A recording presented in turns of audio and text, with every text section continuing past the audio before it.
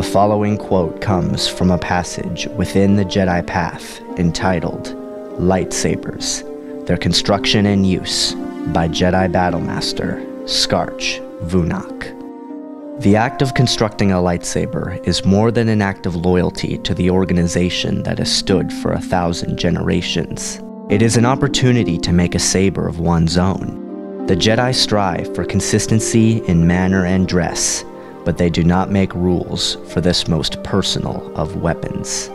End quote.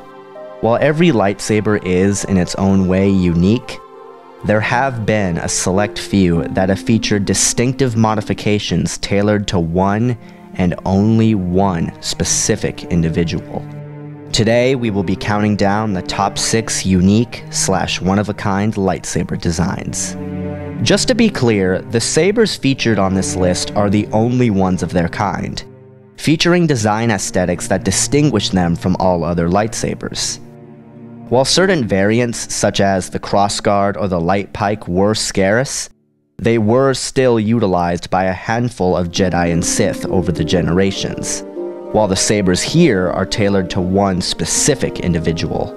With that out of the way, I bring you the top 6 unique / one-of-a-kind lightsaber designs.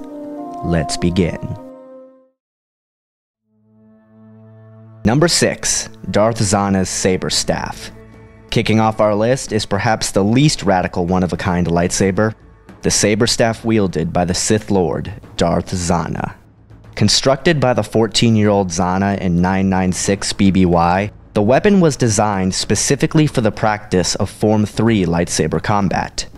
While the typical length of a lightsaber blade was 1.3 meters, the twin blades produced by Zannah's weapon measured only 0.75 meters. While this design aesthetic sacrificed reach and leverage, it also bolstered control and maneuverability, making the close-quarters sequences of Sarisu easier to pull off. The lightsaber utilized a set of Sith-style synthetic crystals, one of which was the unique Bane's Heart lightsaber crystal. Imbued with the energies of the dark side of the Force, the crystal could be attuned to the creator of the lightsaber, and would release electrical discharges when anyone other than the owner attempted to use the weapon, acting as a security device of sorts. Number 5. Asajj Ventress's curved-tilted paired lightsabers. Boring character, awesome weapons. Formerly wielded by the Dark Jedi Kumari Voza, Ventress was gifted these weapons by Count Dooku after he retrieved them from Voza's corpse. The curved hilts were designed to provide ergonomic benefits. Better fitting into the palm of the hand allowed for greater offensive viability, due to the hilt changing the angles of attacks by the slightest fraction of a degree, making one's sword moves more unpredictable and difficult to defend against, which was why it was favored by Form 2 specialists. Furthermore, the two hilts could be interlocked to create a lightsaber staff, which provided more options in combat, and due to the S-curve of the hilt, the two blades were slightly offset, making the weapon even more difficult to defend against. The multifaceted nature of these lightsabers truly made them stand out when compared to the relatively stock designs utilized by other trained Force wielders of the same era. Too bad the character using them couldn't be more interesting, huh? Number 4. Warb Null's long-handled lightsaber. This one you guys probably have some familiarity with by now. Constructed by the Onderonian blacksmith Shas Dovos shortly before his transformation into the Sith warrior Warb Null, the weapon appeared to be a long-handled lightsaber which provided greater leverage and reach and produced a lengthened green blade. In truth, the weapon housed a carefully concealed secondary emitter that produced a crimson-hued blade. As demonstrated by Malleus, the purpose behind Null's weapon was to allow the user to switch back and forth between the two blades in the midst of combat, catching opponents off guard.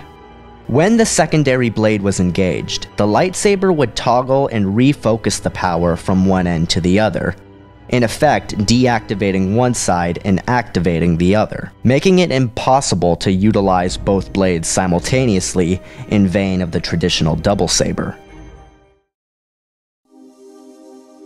Number 3. The Inquisitor's Ringed Saberstaff. This lightsaber isn't even a full year old yet, and I already feel it stands as one of the most unique lightsabers ever created.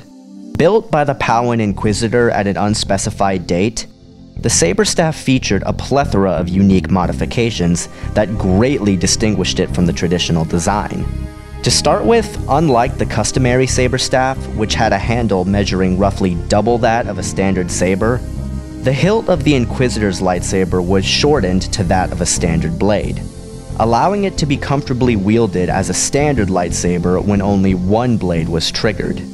The smaller hilt also necessitated the use of an unorthodox fighting style to accommodate the altered grip required when both blades were activated, making the weapon extremely difficult to defend against.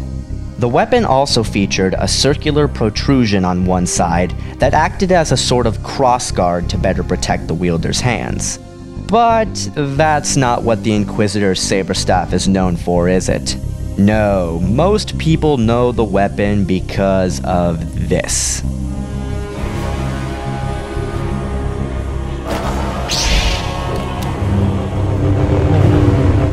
After giving the hilt a quick twist, the cylindrical crossguard would separate, wrap around the entire hilt, and allow the two blades to spin radically along the track created by the two halves. While at first glance this may seem to be an impractical design, the sheer shock value offered by this function alone made it an excellent intimidation tool. And credit where credit is due, the Inquisitor has capitalized on the possible implications offered by the spinning blades. And he has integrated this function fluidly into his overall fighting technique, mainly using it to surprise and off-balance the opposition, exactly how a weapon of this sort should be used.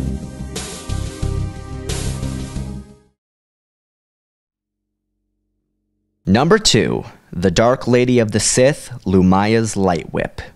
Constructed in 4 ABY on the planet Ziost using designs from an ancient Sith tome, the unique modifications made to Lumaya's Light Whip are, in my view, necessary if one wishes to utilize the Light Whip effectively. The Light Whip operated on the same basic principles as a lightsaber, but instead of producing a steady beam, the energy of the crystals was projected in a flexible ribbon that would twist and snap in response to one's physical motions and the use of the Force. While this made it difficult to defend against, the weapon was also highly impractical, as the long sweeping movements it required left the user exposed to counterattack. The single ribbon meant that if a strike was missed, the user would have to quickly pull back to avoid a counterattack from the opposition, and the weapon was completely useless in extreme close quarters combat. These were all weaknesses that Lumaya's Light Whip answered. In addition to the single energy beam, her whip also featured 9 additional extensions, 5 made of Mandalorian iron-studded leather, and 5 made of flexible gem-speckled metal. As Lumaya herself points out, the dual-phase nature of her whip made it extremely difficult to defend against, as her opponents would struggle to cope with the energy and solid tendrils encasing them. The additional strands also granted the whip the ability to strike out at multiple vectors simultaneously, as well as the greater surface area, leaving the user less exposed to counterattack. In order to compensate for the Light Whip's inherent shortcomings in close quarters fighting, Lumaya lined the hilt of her whip with Mandalorian iron, allowing it to withstand strikes from a lightsaber blade and, if necessary, be used as a bludgeoning tool. The intensity of the energy portion of the whip could also be manually adjusted, either to sever limbs or to simply inflict debilitating shocks. The only way one could effectively defend against Lumaya's whip would be to utilize a standard lightsaber paired off with a lightsaber shoto to counter the whip's dual nature, or if one was skilled enough with the standard lightsaber to negate the whip's unorthodox properties, something only the master-level Force wielders had even the slightest chance of achieving. Number 1. Exar Kun's Saberstaff. Taking the top spot on our list is the one-of-a-kind, double-bladed lightsaber wielded by the ancient Sith Lord, Exar Kun. Constructed during the Great Sith War and based off schematics he obtained from a Sith holocron, Exar Kun's lightsaber design was very, very unconventional when viewed next to the typical Sith double saber. Archaic in appearance and sophisticated in design, Exar Kun's weapon featured a variety of options due to the abundance of features attributed to its unique model. The most visible modification to the Saberstaff was its hilt, which was shortened to that of a standard hand grip. While the haft was long enough to accommodate a two-handed grip, it was best wielded with one hand, requiring the user to control the blades with their wrists rather than their entire arm. The twin blades of the weapon could also be activated selectively, which, when combined with the shortened hilt, allowed it to be effectively wielded as a standard lightsaber when one blade was triggered. On top of all that, Kun's lightsaber also featured a dual-phase function, allowing him to rapidly adjust the blade length and power settings in the midst of combat, a tactic he employed quite freely. All these features helped to reinforce Kun's personal fighting style, which was an aggressive and highly radical assault, reinforced by a reliance on flexibility and furthering his control of the fight. The ability to activate the blades selectively allowed Kun to switch back and forth between a standard lightsaber and a Saberstaff to catch his opponents off guard, while the dual-phase function increased the amount of distances he could strike out at. Another notable aspect about Kun's Saberstaff was the color of the two blades themselves. Whereas most Sith Lords wielded lightsabers which produced crimson-hued blades, the blades of Exar Kun's lightsaber were of a light blue coloration, further distinguishing the weapon from the typical Sith archetype. On the whole, what we get with Exar Kun's Saberstaff is a weapon designed to provide the wielder with a multitude of options, whether it be the smaller hilt facilitating the use of an unorthodox fighting style, the selective activation and dual-phase functions providing more avenues of attack, or the blue blades distinguishing it from the typical Sith archetype. Exar Kun's Saberstaff is truly the most unique lightsaber ever created. Honorable mentions include Terrace Nube's Saber Cane, Arcadia Calamordre's Paired Saber Cane, Pong Krell's massive foldable double-bladed lightsabers, Ezra Bridger's lightsaber/blaster hybrid, and Hazen's Saber Cane. Well guys, I hope you enjoyed the top 6 unique / one-of-a-kind lightsabers. If there are any one-of-a-kind lightsabers I missed, or if you would change the order of this list in any way, please feel free to share in the comment section below, and I'll see you guys later.